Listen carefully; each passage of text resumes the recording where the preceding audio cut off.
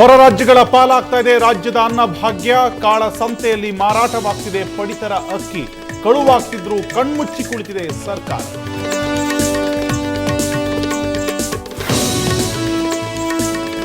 ಬಿಸಿಲ ಬೇಗೆಯಲ್ಲಿ ಜನರಿಗೆ ಮತ್ತೊಂದು ಶಾಕ್. ಬಳ್ಳಾರಿಯ ಶಾಖೋತ್ಪನ್ನ ಕೇಂದ್ರದಲ್ಲಿ ತಾಂತ್ರಿಕ ದೋಷ. 1,000 ಮೆಗಾವ್ಯಾಟ್ ಉತ್ಪಾದನೆ ಕಡಿತ.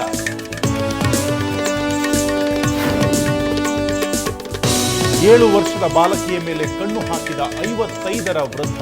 ಪೊಲೀಸರಿಗೆ ಸಿಕ್ಕಿಬಿದ್ದ ಕಾಮುಕ ಅಜ್ಜ. ಬಾಲಕಿಯ ಪೋಷಕರಲ್ಲಿ ಆತಂಕ.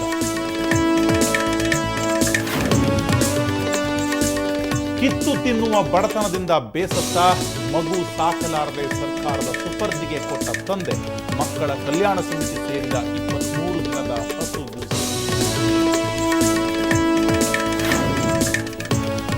ಸಾಂಸ್ಕೃತಿಕ ನಗರಿಯಲ್ಲಿ ಸೂಪರ್ ಸ್ಟಾರ್. ಚುಮು ಚುಮು ಚಳಿಯಲ್ಲಿಯೇ ನಡೆಯಿತು ಲಿಂಗ ಮುಹೂರ್ತ.